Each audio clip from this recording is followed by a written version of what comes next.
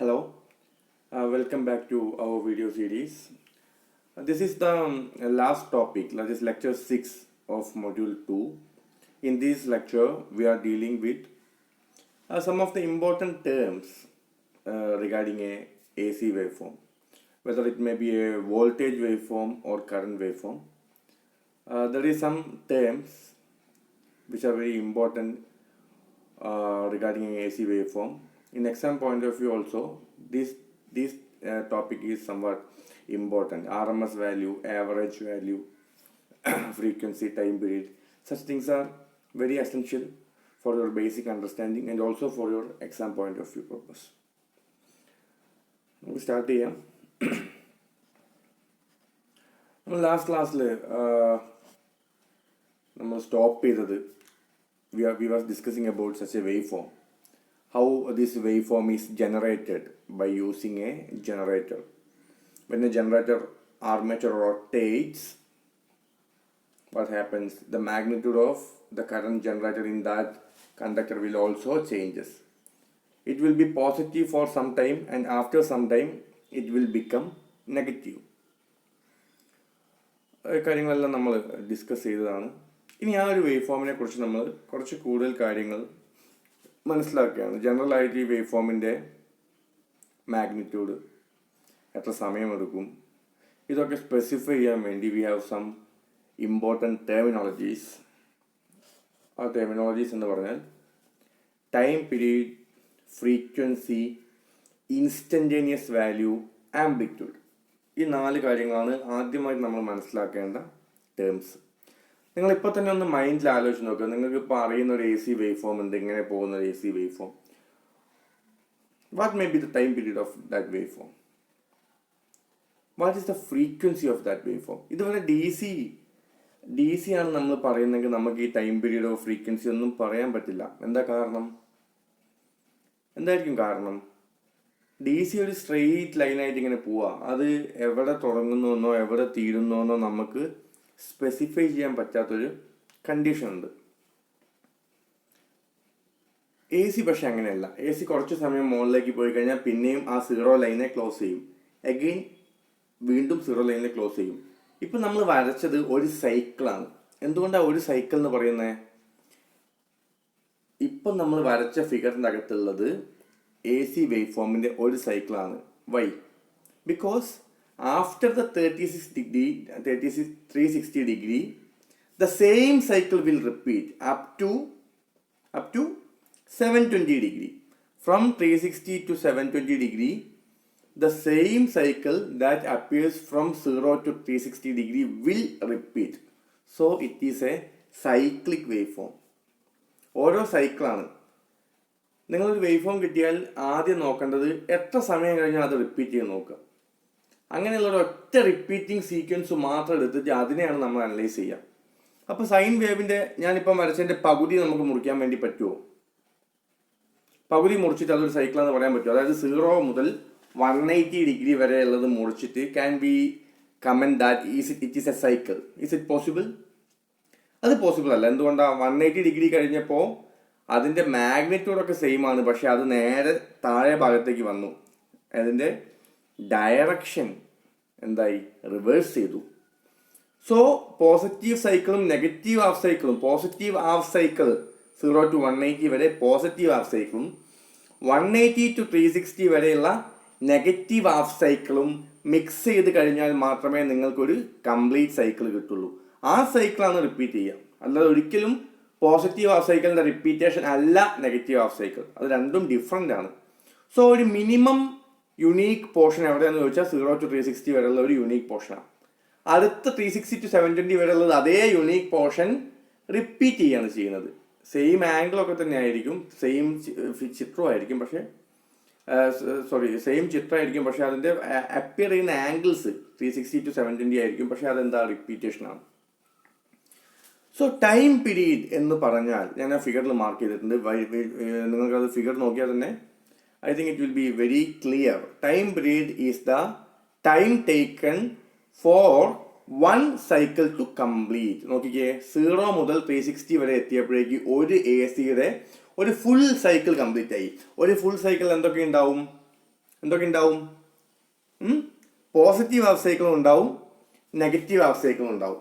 അപ്പോൾ ഒരു full cycle complete ആവാൻ വേണ്ടി നമ്മൾ എടുക്കുന്ന സമയം എത്രയാണോ അതിനെയാണ് നമ്മൾ ടൈം പീരീഡ് എന്ന് പറയുന്നത്. ഡെഫിനിഷൻ ക്ലിയർ ആണല്ലോ? നമുക്ക് അടുത്ത പേജിൽ ഡെഫിനിഷൻ വരും.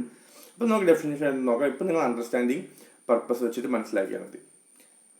ടൈം പീരീഡ് പഠിച്ചു കഴിഞ്ഞാൽ അടുത്ത ഇമ്പോർട്ടൻറ്റ് ടേം ഫ്രീക്വൻസിയാണ്. എന്താ ഫ്രീക്വൻസി? നമ്മൾ ചോദിക്കില്ല how frequently you will go to market. എത്ര ഫ്രീക്വൻ്റ് ആയിട്ട് എത്ര പ്രാവശ്യം ഒരാഴ്ചയിൽ പോകും എന്നായിരിക്കും നമ്മൾ ഉദ്ദേശിക്കുന്നത്. ഫ്രീക്വൻസി എന്ന് പറഞ്ഞാൽ വീണ്ടും വീണ്ടും ചെയ്യുന്ന ഒരു സാധനത്തിൻ്റെ ടൈമിനാണ് പറയാം. അപ്പോൾ നമുക്ക് ഈ AC വേവിൻ്റെ ഫ്രീക്വൻസി എന്താണെന്ന് ചോദിച്ചാൽ നമുക്ക് എങ്ങനെ പറയാൻ വരും? ഒരു പെർട്ടിക്കുലർ ടൈം എടുക്കണം. ആ ടൈമിൽ ഈ സെയിം AC വേവ് ഫോം എത്ര പ്രാവശ്യം ജനറേറ്റ് ആയി ഇങ്ങനെ പാസ്സായി പോകും നോക്കുക. നമുക്കറിയാം ജനറേറ്റർ തിരിയുമ്പോഴാണ് കറസ്പോണ്ടിങ് ആയിട്ട് ACക്ക് ഈ വേവ് ഫോം ഉണ്ടാവുന്നത്. നമ്മൾ ലാസ്റ്റ് ക്ലാസ് ചെയ്തല്ലോ. 0 to 360 ഡിഗ്രി വരെ ജനറേറ്റർ തിരിഞ്ഞപ്പോഴേക്കും ഒരു വേവ് ഫോം ഉണ്ടായി. നമുക്ക് ലാസ്റ്റ് ക്ലാസ് കിട്ടിയതാണ്.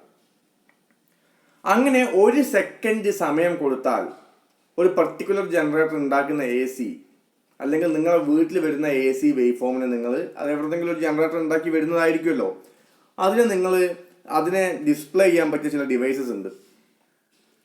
നിങ്ങൾക്കിങ്ങനെ വയറിൽ എടുത്ത് നോക്കിയാൽ അതിൽ എത്ര പ്രാവശ്യം സൈക്കിൾ പാസ് ചെയ്യുന്നതെന്ന് മനസ്സിലാവില്ലല്ലോ.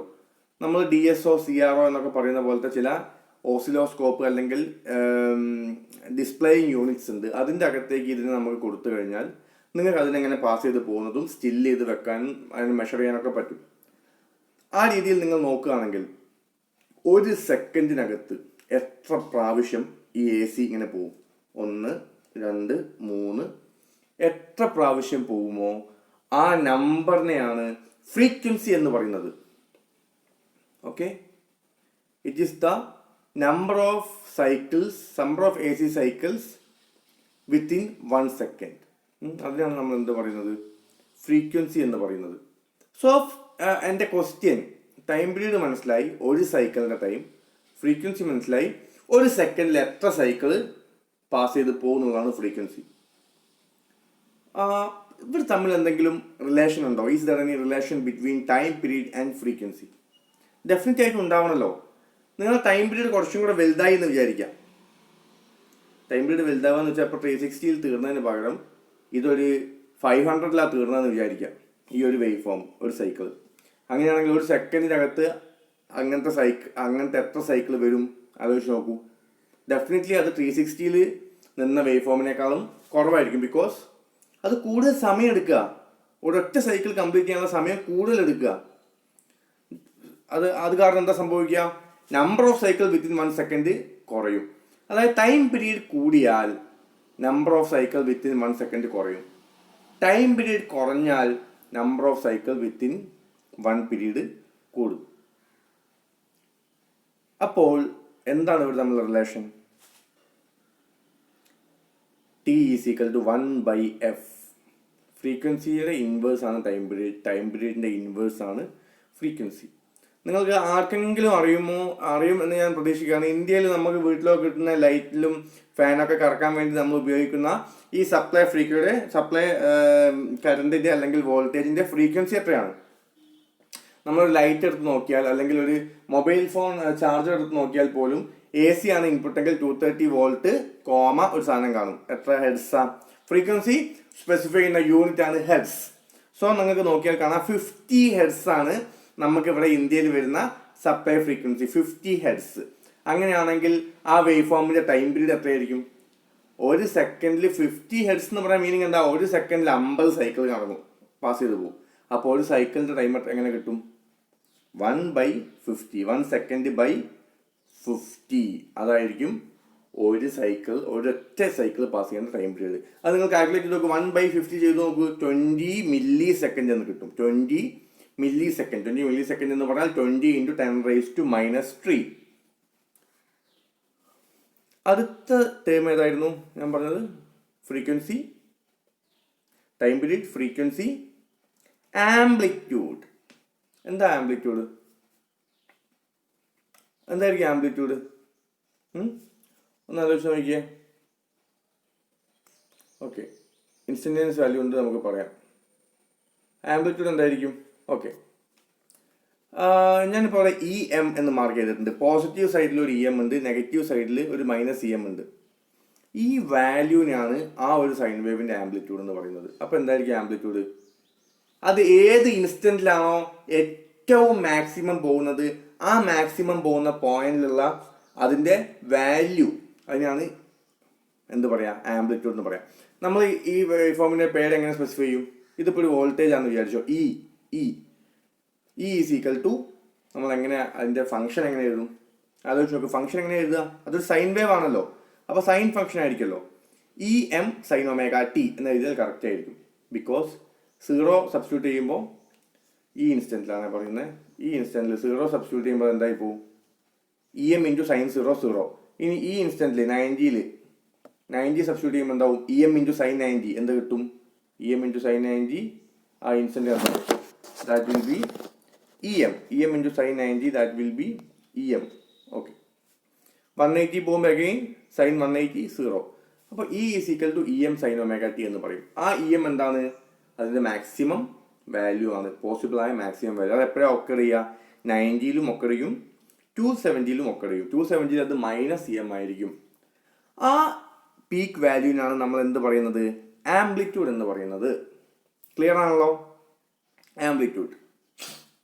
അപ്പോൾ നമ്മൾ ആംപ്ലിറ്റ്യൂഡിനെ പറ്റി പറഞ്ഞു. ഓക്കെ, ഇത് ഇ എം ഉണ്ടാവും, ചില ഐ എം കാണാം. എന്താ ഐ എം ആണ് കാണുന്നതെങ്കിൽ നിങ്ങൾ കറണ്ടിനെ പറ്റിയാണ് സംസാരിക്കുന്നത്. ഇ എം ഒക്കെയാണ് കാണുന്നതെങ്കിൽ നിങ്ങൾ വോൾട്ടേജിനെ പറ്റിയാണ് സംസാരിക്കുന്നത്. വി എം എന്നും നമ്മൾ വോൾട്ടേജിനെ പറയാറുണ്ട്. വിയും ഇയും നമ്മൾ വോൾട്ടേജ് വേവ് ഫോമായി ബന്ധപ്പെട്ട് പറയുന്ന ടേംസ് ആണ്. ഇനി ഒരു സാധനം കൂടെ, ഇൻസ്റ്റന്റേനിയസ് വാല്യൂ. എന്താ ഇൻസ്റ്റന്റേനിയസ് വാല്യൂ? ഞാൻ ആ വേവ് ഫോം വരച്ച് നോക്കുക. I have drawn this with some dotted lines. ഞാനത് കുറച്ച് ഇൻസ്റ്റൻസ് ആണ് സൂചിപ്പിച്ചത്. ആ ഡോട്ടഡ് ലൈനിൽ മൂന്നാമത്തെ ഇൻസ്റ്റൻറ്റിലെ വാല്യൂ നിങ്ങൾക്ക് എങ്ങനെ കണ്ടുപിടിക്കാൻ പറ്റും? ഞാൻ വേണമെങ്കിൽ ടച്ച് ചെയ്യാം. ഈ ഒരു സ്ഥലത്തുള്ള വേവ് ഫോമിൻ്റെ വാല്യൂ നിങ്ങൾക്ക് എങ്ങനെ കണ്ടുപിടിക്കാൻ പറ്റും? E M into sine of that particular angle. ഞാൻ പറയുകയാണ് 10 ഡിഗ്രി, ഇപ്പോൾ 0 90 ഫിഗറിൽ മാർക്ക് ചെയ്തിട്ടുള്ളൂ. 10 ഡിഗ്രിയിലുള്ള ഇൻസിഡൻസ് വാല്യൂ എങ്ങനെ കണ്ടുപിടിക്കാൻ പറ്റും? E M into sign 10. അപ്പോൾ നിങ്ങൾക്കൊരു വാല്യൂ കിട്ടും. സൈൻ 20 കൊടുത്താൽ 20ൽ ഇൻസിഡൻസ് വാല്യൂ കിട്ടും. സൈൻ 30 കൊടുത്താൽ 30 ഡിഗ്രി എത്തുമ്പോൾ ഇൻസിഡൻസ് വാല്യൂ കിട്ടും. അത് നിങ്ങൾക്ക് മാത്തമാറ്റിക്കലിയും കണ്ടുപിടിക്കാം, ഒരു ഗ്രാഫ് പേപ്പർ വെച്ച് പ്ലോട്ട് ചെയ്തിട്ടൊക്കെ വേണമെങ്കിലും കണ്ടുപിടിക്കാം. പക്ഷെ മാത്തമാറ്റിക്കലി ആണ് എപ്പോഴും ആക്യുറേറ്റ്. അപ്പോൾ ഓരോ ഇൻസ്റ്റൻറ്റിലുള്ള വാല്യൂ നമുക്ക് സൈൻ വേവിനെ കണ്ടുപിടിക്കാൻ പറ്റും. ഒരൊറ്റ കാര്യം അറിഞ്ഞാൽ മതി, ഇ എം എത്രയെന്ന് അറിയാം, പിന്നെ sine of that instant, that particular degree instant അവിടെ സബ്സ്റ്റിറ്റ്യൂട്ട് ചെയ്ത് കൊടുക്കുക. അതാണ് ഇൻസ്റ്റൻറ്റേനിയസ് വാല്യൂ. സോ ഇത്രയും കാര്യങ്ങൾ നമ്മൾ പറഞ്ഞു. ഇനി നമുക്ക് അതിൻ്റെ ഡെഫിനേഷൻസ് നോക്കാം. ടൈം പീരീഡ് എല്ലാവരും നമ്മൾ ഫസ്റ്റ് പറഞ്ഞതല്ലേ, the time taken to complete one സൈക്കിളിനെയാണ് ടൈം പീരീഡ് എന്ന് പറയുന്നത്. അതും ഫ്രീക്വൻസി നമ്മൾ റിലേഷൻ എന്താണ്? ടൈം പീരീഡ് കിട്ടണമെങ്കിൽ 1/ഫ്രീക്വൻസി ചെയ്താൽ മതി. അപ്പോൾ ഫ്രീക്വൻസി എന്തായിരിക്കും? The number of cycles completed in 1 second is known as frequency. ഇന്ത്യയിലെ ഫ്രീക്വൻസി എത്രയാണ്? 50 Hz. അത് നമ്മുടെ മീനിങ് എന്താ? ഇന്ത്യയിൽ ഒരു സെക്കൻഡിൽ നിങ്ങളുടെ വീട്ടിലെ ലൈറ്റിലൂടെ 50 ടൈംസ് പാസ് ചെയ്യുന്നുണ്ട്. അപ്പോൾ നിങ്ങൾക്ക് എന്താ അത് മനസ്സിലാവാത്തത്? ശരിയല്ല, ശരിക്കും ഒരു ലാമ്പ് 50 ടൈംസ് ഫ്ലിക്കർ ചെയ്യുന്നുണ്ട്. നമുക്ക് കണ്ണുകൾ കൊണ്ട് അത് മനസ്സിലാക്കി എടുക്കാൻ വേണ്ടി പറ്റില്ല. ഓക്കെ, ഇൻസ്റ്റന്റേനിയസ് വാല്യൂ നമ്മൾ പറഞ്ഞു. The value of voltage or current at A particular instant. 0 degree എത്ര, 10 ഡിഗ്രി എത്ര, 20 ഡിഗ്രി എത്ര, അത് നിങ്ങൾ ആ ഇക്വേഷനിൽ സബ്സ്റ്റിറ്റ്യൂട്ട് ചെയ്താൽ കിട്ടുന്ന വാല്യൂനെയാണ് ഇൻസ്റ്റന്റേനിയസ് വാല്യൂ എന്ന് പറയുന്നത്. The value of voltage or current at A particular instant. Next, amplitude. Amplitude എന്തായിരുന്നു? ആംപ്ലിറ്റ്യൂഡ് ഞാൻ പറഞ്ഞില്ലേ, E M plus E M minus E M. ഏറ്റവും പീക്ക് പോകുന്ന 2 പോയിന്റ്സിന്റെ മാഗ്നിറ്റ്യൂഡിനാണ് ആംപ്ലിറ്റ്യൂഡ്. പ്ലസ് മൈനസ് നമ്മൾ മൈൻഡ് ചെയ്യേണ്ട, പ്ലസ്സോ മൈനസോ നിങ്ങൾ മൈൻഡ് ചെയ്യേണ്ട, ആ വാല്യൂ എത്രയെന്ന് മാത്രം നോക്കിയാൽ മതി. The magnitude of maximum positive or negative value of A C wave ആണ് ആംപ്ലിറ്റ്യൂഡ്. ഇത്രയും കാര്യങ്ങൾ ക്ലിയർ ആണെന്ന് വിചാരിക്കുകയാണ്. Next, average value. നമുക്കറിയാം, ഒരു ആവറേജ്, ഒരു ക്ലാസ്സിൽ നിങ്ങൾ ആവറേജ് കാണാൻ പറഞ്ഞാൽ നിങ്ങൾ എങ്ങനെയാണ് കാണുക? 10 ആളുണ്ടെങ്കിൽ 10 ആളെ മാർക്കിൻ്റെ ആവറേജ് കാണാൻ പറഞ്ഞാൽ 10 സം ചെയ്യും, ബൈ നമ്പർ 10 ചെയ്യും. അങ്ങനെയാണെങ്കിൽ ഒരു എ സി വേവ് ഫോമിൻ്റെ ആവറേജ് വാല്യൂ എങ്ങനെയാണ് കാണുക? എന്തിനാണ് എ സി വേവ് ഫോമിലെ ആവറേജ് വാല്യൂവിനൊക്കെ അത്ര ഇമ്പോർട്ടൻ്റ് ഉണ്ടാവാൻ കാരണം? അതൊന്ന് ആദ്യം ആലോചിച്ച് നോക്ക്. ഡി സി ആണെങ്കിൽ ആവറേജ് എടുക്കേണ്ട ആവശ്യമുണ്ടോ? DC ഞാൻ ഇപ്പോൾ AC വരച്ചിട്ടുണ്ടല്ലോ, കണ്ടില്ലേ? n സാമ്പിൾസ് ആയി ഡിവൈഡ് ചെയ്തു, 1 2 3 4 ഫിഗറിൽ നോക്ക്, അപ് ടു n. അതെല്ലാം ആ സമയത്തൊക്കെ കിട്ടുന്ന വാല്യൂസ് I1 I2 I3 അങ്ങനെ ഞാൻ ആക്സിസിൽ മാർക്ക് ചെയ്തിട്ടുണ്ട്, അപ് ടു IN. ഇതെല്ലാം സം ചെയ്ത് ബൈ n ചെയ്താൽ നിങ്ങൾക്കൊരു പർട്ടിക്കുലർ വാല്യൂ കിട്ടും. അതാണ് ഇതിൻ്റെ ആവറേജ് വാല്യൂ. നേരെ റിവേഴ്സായിട്ട് നിങ്ങൾ DC ചിന്തിച്ച് നോക്കുക. DC ആണ് എടുക്കുന്നതെങ്കിൽ നിങ്ങൾക്ക് I1ഉം I2ഉം I3 ഒക്കെ എല്ലാം എന്തായിരിക്കും? സെയിം ആയിരിക്കും. ബിക്കോസ് DC ഒരു സ്ട്രെയിറ്റ് ലൈൻ ആയിട്ടേ പോവുള്ളൂ. DCക്ക് എന്തില്ല? ആംപ്ലിറ്റ്യൂഡ് വേരിയേഷൻ ഇല്ല, മാഗ്നിറ്റ്യൂഡ് വേരിയേഷൻ ഇല്ല, ഡയറക്ഷൻ വേരിയേഷനും ഇല്ല. അപ്പോൾ DCൻ്റെ ആവറേജ് വാല്യൂ എന്ത് തന്നെയായിരിക്കും? അതിൻ്റെ മാക്സിമം വാല്യൂ, ആവറേജ് വാല്യൂ ഒക്കെ സെയിം ആയിരിക്കും. പക്ഷേ AC മാക്സിമം വാല്യൂ ഒരിക്കലും ആവറേജ് വാല്യൂ കിട്ടില്ല. ബിക്കോസ് മാക്സിമം വാല്യൂ ഈ ഒരു പോയിന്റിൽ മാത്രമാണ് ഒക്കർ ചെയ്യുന്നത്, ബാക്കി എല്ലാ സ്ഥലത്തും അതിനേക്കാളും വാല്യൂ കുറവാണ്. സോ നിങ്ങൾ ആവറേജ് വാല്യൂ കാണണം. അതിനുള്ള ഇക്വേഷനാണ് നമ്മൾ മാത്തമാറ്റിക്കലി അരിത്മെറ്റിക് സം എടുത്ത ശേഷം ബൈ n സാമ്പിൾസ് ആണെങ്കിൽ n കൊണ്ട് ഡിവൈഡ് ചെയ്യാം.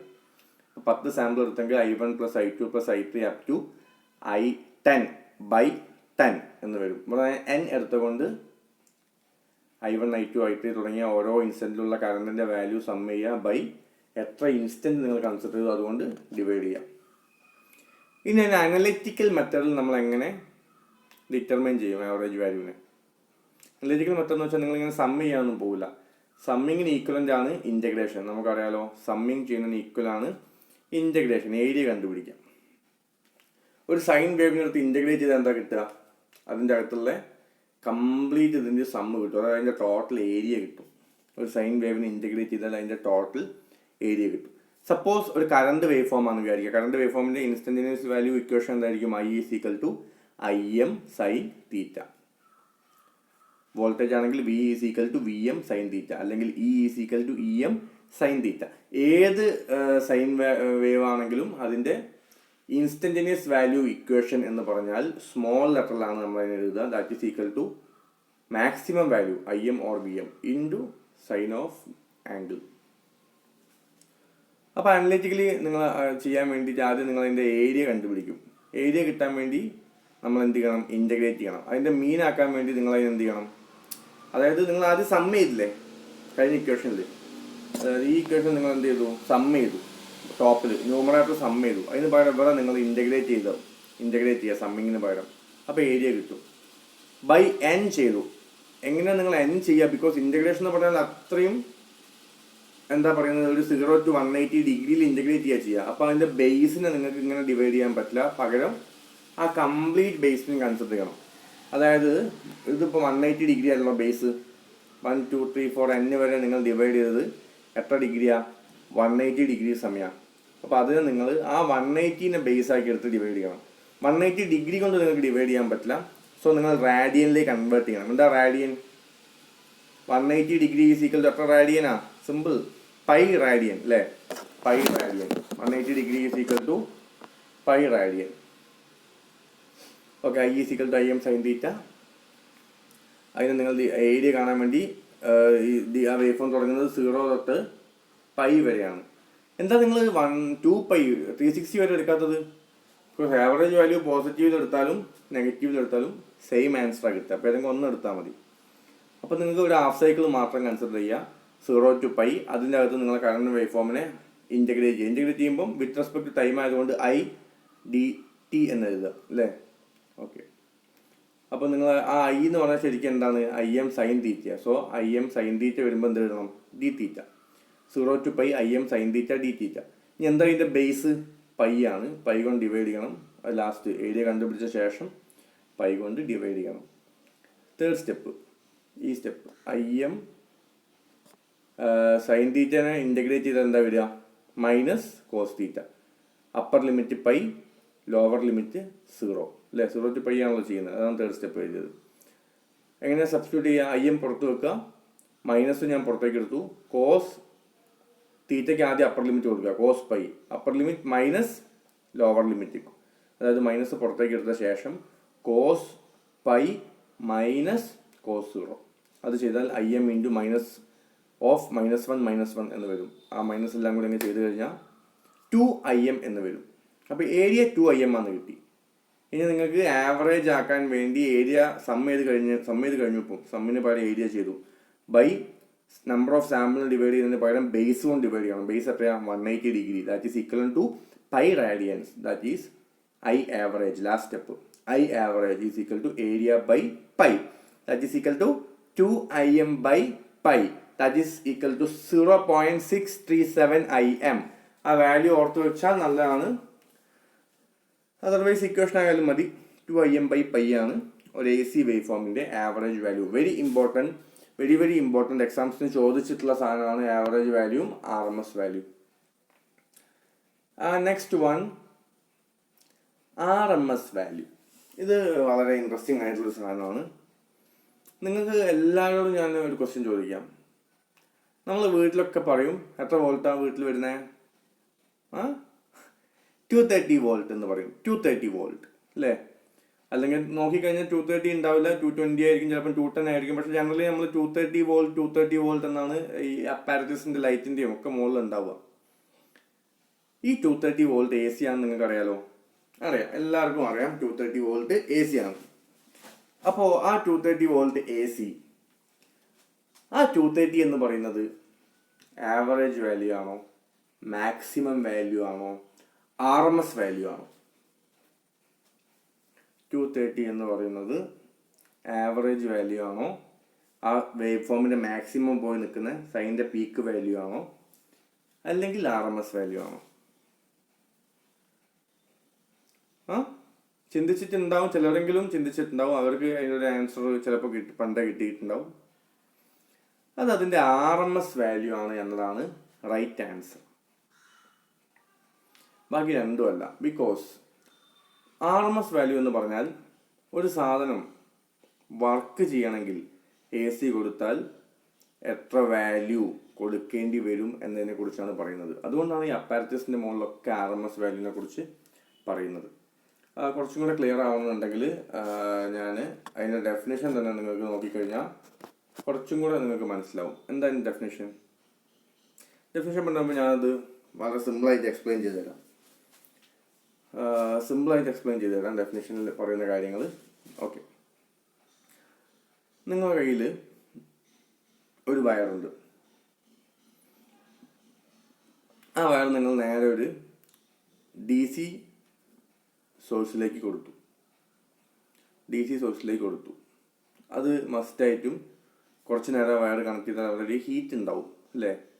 വെറും ഒരു വയറാണെന്ന് വിചാരിച്ചു. കുറേ നേരം ആ വയറിൽ DC പാസ് ചെയ്ത് കഴിഞ്ഞാൽ ഒരു പർട്ടിക്കുലർ ഹീറ്റ് ഉണ്ടാവും. ആ സെയിം ഹീറ്റ് ഉണ്ടാവാൻ അതേ വയറിൽ നിങ്ങൾ എത്ര വാല്യൂ AC കൊടുക്കണം എന്നുള്ളതാണ് RMS വാല്യൂ പറയുന്നത്. Same time, obviously same time. ആ സെയിം ടൈമിൽ DC കൊടുത്തതിന് പകരം മാറ്റി AC കൊടുത്തു. ഒരു കാര്യം ഉറപ്പാണ്, DC കൊടുത്ത അതേ വാല്യൂ AC കൊടുക്കുക എന്ന് പറഞ്ഞാൽ അതേ മാഗ്നിറ്റ്യൂഡ് പീക്കുള്ള വാല്യൂ AC ആണ് കൊടുത്തത്. ഞാൻ താഴെ ഒരു ഫിഗർ വരച്ചിട്ടുണ്ടല്ലോ, കണ്ടോ? ഒരു DCയും വരച്ചു, ഒരു ACയും വരച്ചു. രണ്ടിൻ്റെയും പീക്ക് സെയിം ആണ് അല്ലേ? പീക്ക് പോയിന്റ് ഈ പോയിന്റ്, സ്ട്രെയിറ്റ് ലൈനിൽ വരുന്ന പോയിന്റ് രണ്ടിൻ്റെയും സെയിം ആണ്. ആ രണ്ടും ഞാൻ ഈ പറഞ്ഞ പോലെ ഒരു കോയിലിൽ കൊടുത്ത്, ഒരു വയറിൽ കൊടുത്തു കഴിഞ്ഞാൽ സെയിം ഹീറ്റ് കിട്ടുമോ? ഒരിക്കലും കിട്ടില്ല. ബിക്കോസ് DC ആ എല്ലാ പോയിന്റിലും ഒരേ മാക്സിമം വാല്യൂ കൊടുത്തു. AC ആ മാക്സിമം വാല്യൂ ഒരു ചെറിയ ഇൻസ്റ്റന്റിൽ മാത്രമേ കൊടുത്തുള്ളൂ, ബാക്കിയൊക്കെ കുറവായിരുന്നു. അപ്പം മാക്സിമം വാല്യൂ മാത്രം കൺസിഡർ ചെയ്ത് നിങ്ങൾ ഒരേ AC ഒരേ DCയും കൊടുത്തു കഴിഞ്ഞാൽ DC ഉണ്ടാക്കുന്ന ഹീറ്റ് അല്ലെങ്കിൽ ആ വർക്ക് ആർക്ക് ചെയ്യാൻ പറ്റില്ല? ACക്ക് ചെയ്യാൻ പറ്റില്ല. അപ്പോൾ DC ഉണ്ടാക്കുന്ന അതേ വർക്ക് ACക്ക് ചെയ്യാൻ പറ്റണമെങ്കിൽ മസ്റ്റായിട്ടും നിങ്ങൾ കൊടുക്കുന്ന ACൻ്റെ ആ പീക്ക് വാല്യൂ DCൻ്റെ പീക്ക് വാല്യൂവിനേക്കാളും കൂടുതലായിരിക്കണം. ഇതാണ് RMS വാല്യൂവിൻ്റെ ഒരു കൺസെപ്റ്റ്. അങ്ങനെയാണെങ്കിൽ നിങ്ങൾ DC കൊടുക്കുമ്പോൾ കിട്ടുന്ന DC ഓക്കെ, നമ്മളിപ്പോൾ പറഞ്ഞു തന്നെ DC നിങ്ങൾ സപ്ലൈ ചെയ്തു, അതേ സാധനത്തിൽ നിങ്ങൾ ACയും സപ്ലൈ ചെയ്തു. ഓക്കെ, അപ്പോൾ ഈ രണ്ടിനും തമ്മിൽ നമ്മളൊന്ന് കോറിലേറ്റ് ചെയ്യാൻ ശ്രമിക്കുകയാണ് ഈ ടൈം വെച്ച് ചെയ്യുന്നത്. ഒന്ന് ഡെഫിനിഷൻ വായിച്ചു നോക്കൂ. The value of DC current which produces the same heat as the unknown AC current produces is known as RMS value. Okay, നിങ്ങൾ ആദ്യം ഒരു അൺനോൺ ആയിട്ടുള്ള AC കറണ്ട് പാസ് ചെയ്യിച്ചു, ഒരു ഹീറ്റ് ഉണ്ടായി. ആ ഹീറ്റ് ഉണ്ടാക്കാൻ വേണ്ടി നിങ്ങൾ വീണ്ടും എന്ത് ചെയ്തു? DC കണക്ട് ചെയ്ത് നോക്കി.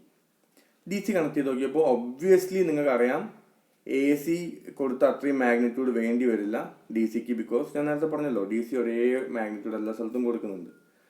ആ വാല്യൂവിനാണ് RMS വാല്യൂ എന്ന് പറയാം. അപ്പം ഞാൻ ചോദിക്കട്ടെ, നിങ്ങളൊരു ഒന്ന് ആലോചിച്ച് നോക്കൂ. നിങ്ങൾ 230 ആണ് RMS വാല്യൂ എന്നാണ് പറയുന്നത്.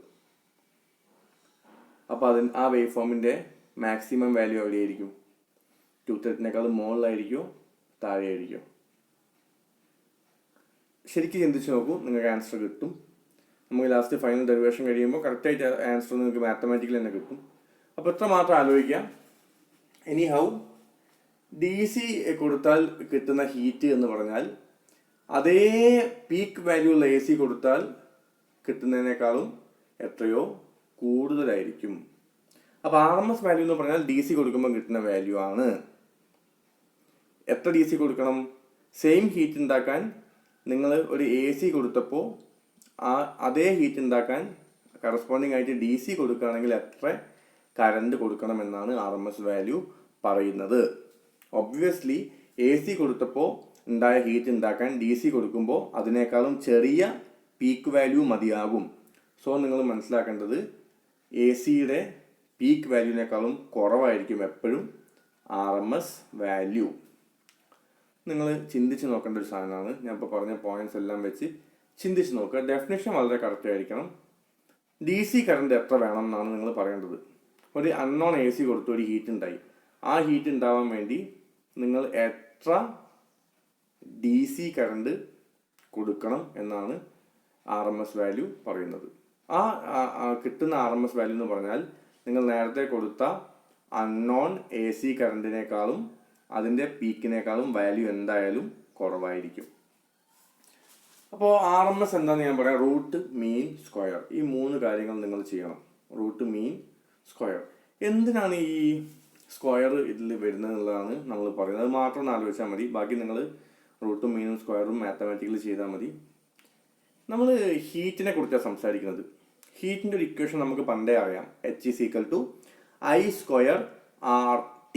So heat is directly proportional to square of current ആണ്.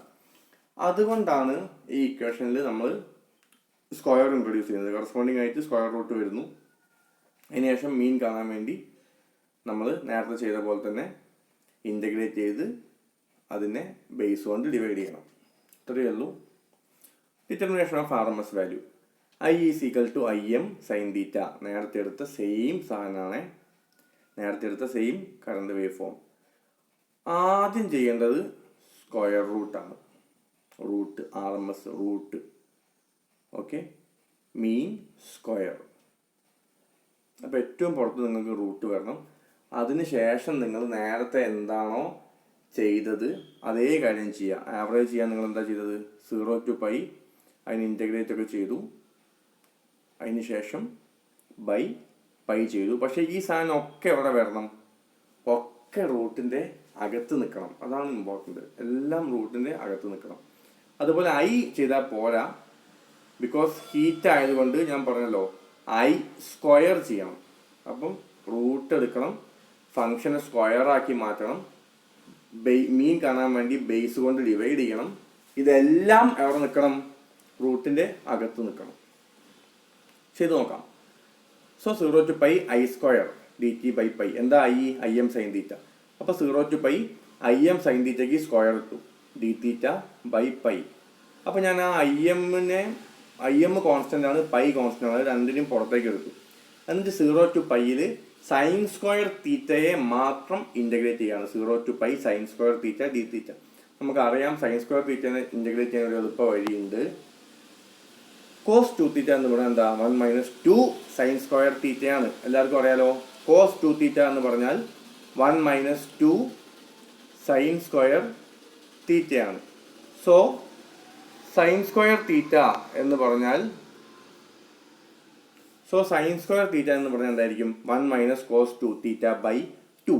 അറിയാത്തവർ ഇത് മാത്രം പഠിച്ചു വെച്ചോ. Sine square theta is equal to 1 minus cos 2 theta by 2. അതവിടെ സബ്സ്റ്റിറ്റ്യൂട്ട് ചെയ്തു. തേർഡ് സ്റ്റെപ്പ് നോക്കിയേ.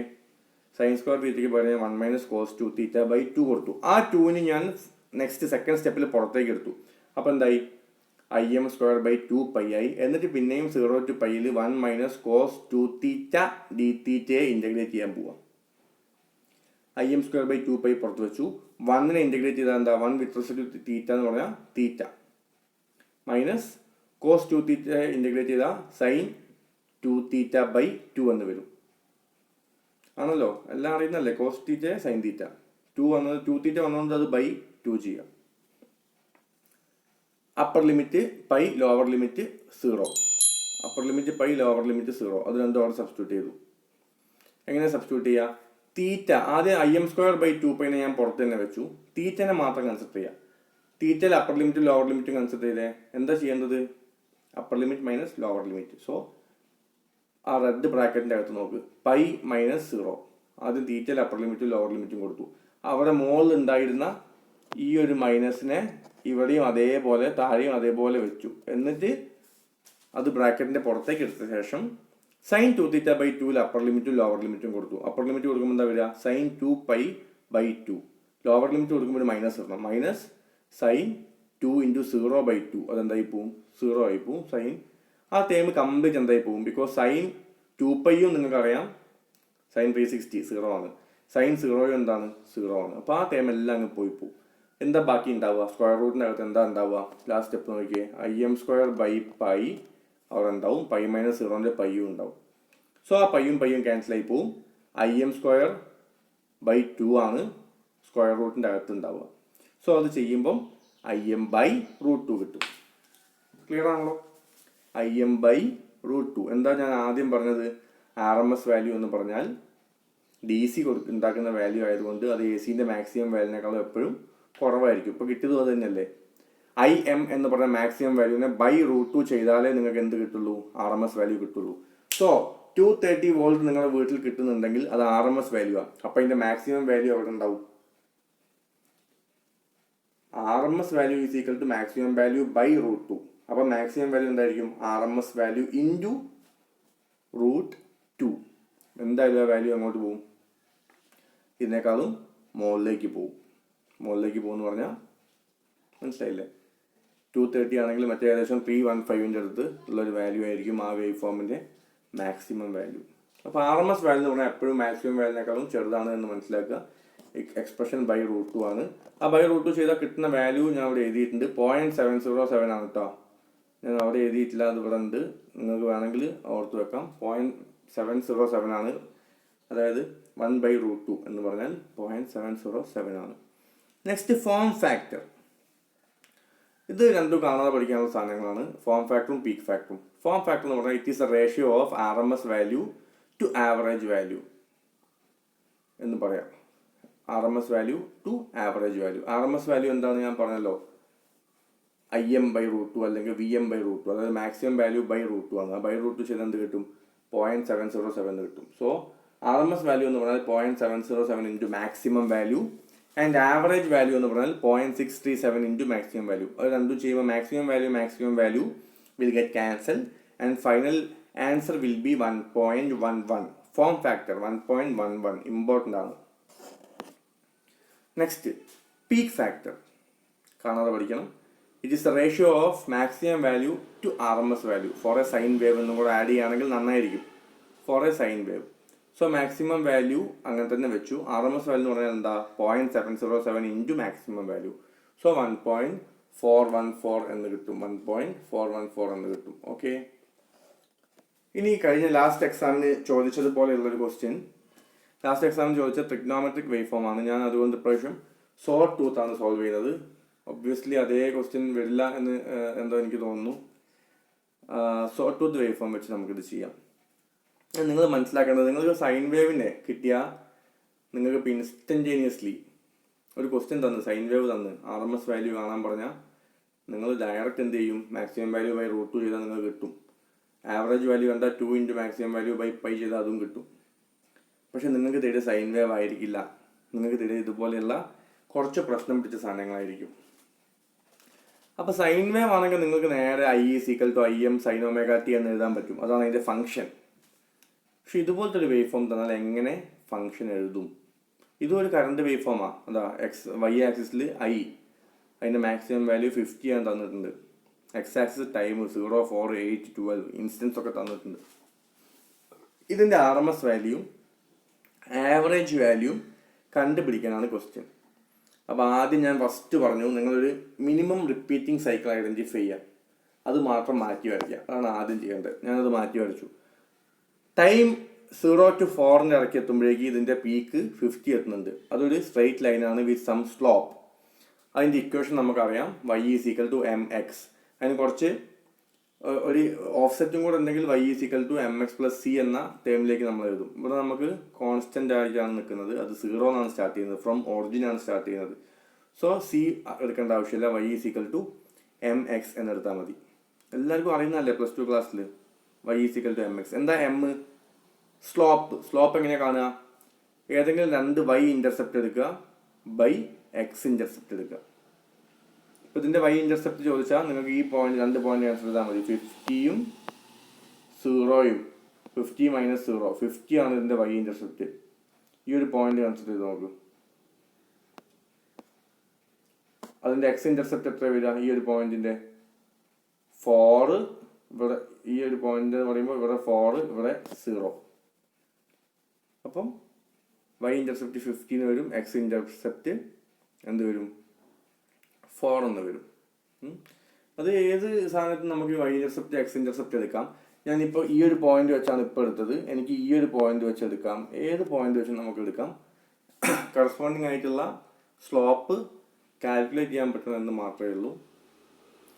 അപ്പോൾ സ്ലോപ്പ് 50/4 കിട്ടും. ഇതിൽ എന്തെങ്കിലും ഡൗട്ടുള്ളവർ ബേസിക് മാത്സ് ആയിട്ട് ബന്ധപ്പെട്ട് +2 ബുക്സിൽ റെഫർ ചെയ്താൽ നിങ്ങൾ കൂടുതലായിട്ട് ഇത് ക്ലിയർ ചെയ്യാം. സ്ലോപ്പ് എടുക്കാനുള്ളത് ഒന്നുമില്ല, രണ്ട് പോയിന്റ്സ് തമ്മിലുള്ള ഡിഫറൻസ്.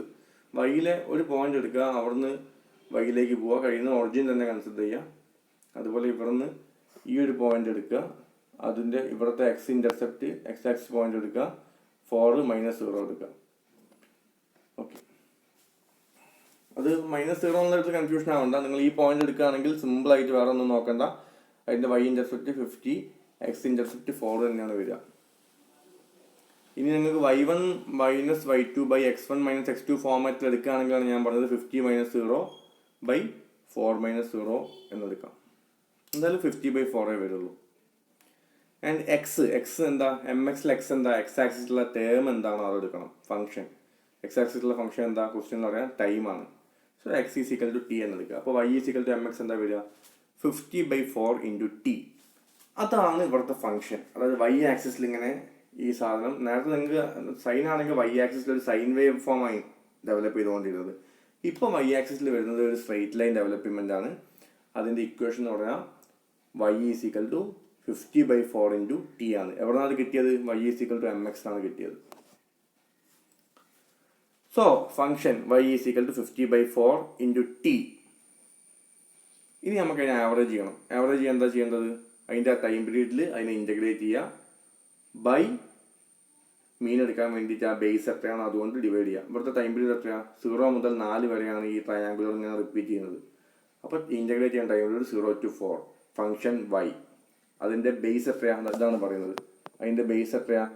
0 to 4 എന്ന് പറയുമ്പോൾ 4 ഡയറക്റ്റ് 4 ആണ് അതിൻ്റെ ബേസ് എടുക്കേണ്ടത്. നെക്സ്റ്റ് സ്റ്റെപ്പ് ഈ സ്റ്റെപ്പാണ്. 0 to 4 വെച്ച് ഇൻ്റഗ്രേറ്റ് ചെയ്യുക 50/4 t dt all divided by 4. ആ 4 ഇൻ്റഗ്രേറ്റ് ചെയ്യാൻ പാടില്ലേ. 4 വേറെയാണ്, Y ഫംഗ്ഷൻ വേറെയാണ്. ഇവിടെ നിങ്ങളൊന്ന് ശ്രദ്ധിക്കുക, ഒന്ന് കറക്റ്റ് ചെയ്യുന്നത് നന്നായിരിക്കും. ഈ 4നെ ഇവിടെ നിന്ന് മാറ്റി എഴുതുന്നത് നന്നായിരിക്കും. ആവറേജ് കാണുമ്പോൾ ബേസ് അതിൻ്റെ അകത്ത് ആഡ് ചെയ്യാൻ പാടില്ല. ഓക്കെ, സോ 1/4 പുറത്തേക്ക് പോന്നു.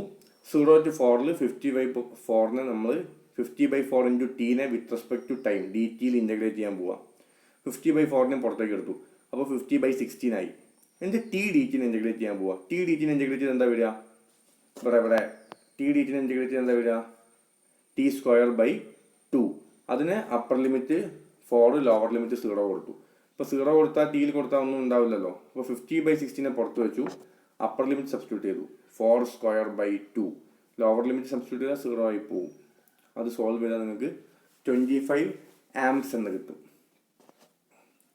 ഇനി RMS വാല്യൂ ഞാൻ പ്രത്യേകിച്ച് പറയേണ്ട ആവശ്യമില്ല, എന്നാലും പറയാണ്. 0 to 4 50/4 നേരത്തെ ചെയ്തത്. ഇപ്പോൾ 50/4 നേരത്തെ 50/14 ചെയ്തത്. ഇപ്പം അതെന്ത് ചെയ്തു? ഇപ്പം അതെന്ത് ചെയ്തു? 50/4 t² നമ്മൾ ഇൻറ്റഗ്രേറ്റ് ചെയ്യുന്നത്. ബിക്കോസ് നമുക്കറിയാം എന്ത് RMS വാല്യൂ വരുമ്പോൾ സ്ക്വയർ ചെയ്യണം, ഹീറ്റ് ആയതുകൊണ്ട്. എല്ലാ സാധനവും റൂട്ടിൻ്റെ അകത്ത് വരണം. ശരിയാണല്ലോ? എല്ലാ സാധനവും റൂട്ടിൻ്റെ അകത്ത് വരണം. വലിയ റൂട്ടാണെങ്കിൽ നിങ്ങൾ വലുതാക്കി വരയ്ക്കണം. ആൻഡ് ഇൻറ്റഗ്രേറ്റ് ചെയ്ത് കഴിഞ്ഞാൽ അതിനെ ബേസ് കൊണ്ട് ആവറേജ് കാണാൻ വേണ്ടി ഡിവൈഡ് ചെയ്യണം. ബേസ് എത്രയാണ്? 4. ഞാൻ എളുപ്പത്തിൽ ഞാൻ സ്ക്വയർ അങ്ങ് ഒഴിവാക്കിയത് ഒരു രസമാണല്ലോ, അതുകൊണ്ട് ഞാൻ സ്ക്വയർ ഒഴിവാക്കാൻ വേണ്ടി IRMS സ്ക്വയർ ആക്കി മാറ്റി. ഫൈനലി സ്ക്വയർ റൂട്ട് ചെയ്താൽ മതിയല്ലോ, മനസ്സിലായല്ലോ? IRMSന് പകരം IRMS സ്ക്വയർ നൽകി. അപ്പോൾ റൈറ്റ് സൈഡിലെ സ്ക്വയർ റൂട്ട് അങ്ങ് പോയി. ഒബ്വിയസ്ലി ബൈ 4 നേരെ പുറത്തേക്ക് എടുത്തു, 1/4 ആയി. 0 to 4 എന്ന ടൈമിൽ നമ്മൾ ഇവിടെ 50/4 t² ഇൻറ്റഗ്രേറ്റ് ചെയ്യാൻ പോവാണ്. 50/4 എനിക്ക് പുറത്തേക്ക് എടുക്കാം, അല്ലെങ്കിൽ അവിടെ തന്നെ ഞാൻ വെച്ചു. 50/4 12.5 എന്ന് മാറ്റി എഴുതി. Okay, 12.5 t² dt. ഇപ്പോഴും സ്ക്വയർ റൂട്ട് സ്ക്വയർ 12.5 കൂടെ കോമൺ ആണ്. നെക്സ്റ്റ് സ്റ്റെപ്പിൽ ഞാൻ 12.5 സ്ക്വയർ എടുത്ത് അവിടെ വെച്ചു. കോൺസ്റ്റൻ്റ് ആണ്. ബാക്കിയുള്ളതിന് ടൈം ഡിപ്പെൻഡൻസ് ഇല്ല. t² ചെയ്തപ്പോൾ എന്താ വരിക? ഇൻറ്റഗ്രേറ്റ് ചെയ്യുമ്പോൾ t³ 3. ആ സാധനത്തിൽ ഞാൻ എന്ത് കൊടുത്തു? അപ്പർ ലിമിറ്റ് 4ഉം ലോവർ ലിമിറ്റ് 0ഉം കൊടുത്തു. അപ്പോൾ നമുക്ക് എന്താ കിട്ടുക? ആ t³ 3നും കൂടെ പുറത്തേക്ക് എടുത്തു. 1/12/12.5 സ്ക്വയർ അവിടെ ഉണ്ട്. ആൻഡ് t³ അപ്പർ ലിമിറ്റ് കൊടുത്തു 4³ ഇത് അവിടെയാണ് പറയുന്നത്. ലോവർ ലിമിറ്റ് കൊടുക്കേണ്ട ആവശ്യമുണ്ടോ? എന്താ 0 അല്ലേ, അപ്പം കൊടുക്കേണ്ട ആവശ്യമില്ല. സോൾവ് ചെയ്താൽ 83 എന്ന് കിട്ടും. സോ IRMS സ്ക്വയർ 83 ആണെങ്കിൽ IRMS എന്തായിരിക്കാം? Square root of 83. അത് 83.3 ആണ് എന്നാണ്. സോറി IRMSന്റെ വാല്യൂ 83 അല്ല, ഇതാണ് പറയുന്നത്. ഒരു മിനിറ്റ്, ഞങ്ങൾ കറക്റ്റ് ചെയ്ത് തരാം. 83 അല്ല,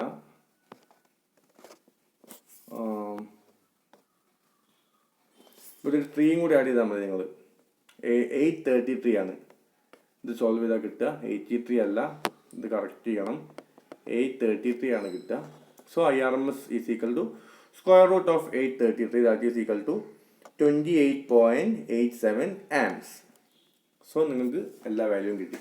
പക്ഷേ ഇത് മാത്രം വിചാരിക്കരുത്, നിങ്ങൾക്ക് ഇതിന് പകരം വേറെ പല വേവ് ഫോംസും കിട്ടും. ഇപ്പോൾ ഫുൾ സൈൻ വേവ് തന്നതിന് പകരം സൈൻ വേവ് ഇങ്ങനെ ഒരു നെഗറ്റീവ് ഹാഫ് സൈക്കിൾ തിരിച്ചിട്ടാൽ സാധനം മാറി നിങ്ങളെ ഫംഗ്ഷൻ എഴുതുന്നിടത്ത് കോംപ്ലിക്കേഷൻ വരും. ഇപ്പം ഞാൻ ഷോർട്ട് ടൂത്ത് ആണ് തന്നത്, അതിന് പകരം എക്സാക്ട് ട്രയാങ്കുലർ വരാം. ഫംഗ്ഷൻ എങ്ങനെ എഴുതുന്നു പഠിക്കണം. ഫംഗ്ഷൻ എങ്ങനെ എഴുതുന്നു മാത്രം പഠിച്ചാൽ മതി. BL തരജ ടെക്സ്റ്റ് ബുക്കിൽ ഓൾമോസ്റ്റ് 4 ക്വസ്റ്റ്യൻസ് ഉണ്ട് ഈ ടൈപ്പ്. വേറെ നെറ്റിലും റെഫർ ചെയ്യുക. ഇത് ശരിക്കും പറഞ്ഞാൽ അത്ര ഒരു ഇമ്പോർട്ടൻ്റ് ആയിട്ട് ബേസിക് ഇലക്ട്രിക്കലിൽ പണ്ട് തൊട്ടേ ചോദിച്ചു വരുന്നൊരു ക്വസ്റ്റ്യൻ ആണ്.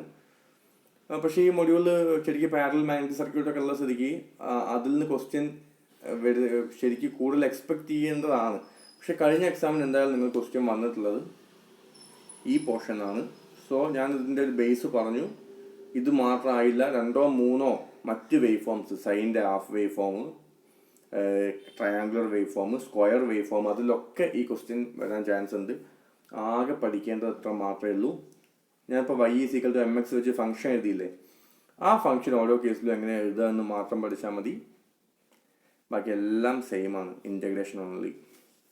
സോ നമ്മൾ സെക്കൻഡ് മൊഡ്യൂൾ ഇവിടെ തീർന്നു. ഇനി നമുക്ക് തേർഡ് മൊഡ്യൂൾ തുടങ്ങണം. വളരെ ഇൻട്രസ്റ്റിംഗ് ആയ മൊഡ്യൂളാണ് തേർഡ് മൊഡ്യൂൾ. ഫുൾ കൺസെപ്റ്റാണ്, കൺസെപ്റ്റ് ആൻഡ് പ്രോബ്ലംസ് മാത്രമാണ്. നമുക്ക് എങ്ങനെ വീഡിയോ ക്ലാസ്സിലൂടെ ടാക്കിൾ ചെയ്യാൻ പറ്റുമെന്ന് നോക്കാം. നിങ്ങളുടെ ഫുൾ കോപ്പറേഷൻ വേണ്ടി വരും. ബിക്കോസ് വീഡിയോ ക്ലാസ്സിൽ ഒരു പ്രോബ്ലം ചെയ്ത് ഫലിപ്പിക്കുക എന്ന് പറയുന്നതിന് ചില ലിമിറ്റേഷൻസ് ഉണ്ട്, ഫേസർ ഡയഗ്രാംസ് ഒക്കെ എക്സ്പ്ലെയിൻ ചെയ്യാൻ. പക്ഷേ ഞാൻ മാക്സിമം ട്രൈ ചെയ്യും. നിങ്ങൾ ഇതുവരെയുള്ള പോർഷൻസ് എല്ലാം കവർ ചെയ്ത് വൃത്തിയായിട്ട് മനസ്സിലാക്കിയ ശേഷം നമുക്ക് തേർഡ് മൊഡ്യൂളിലേക്ക് പോകാം. So thank you, by.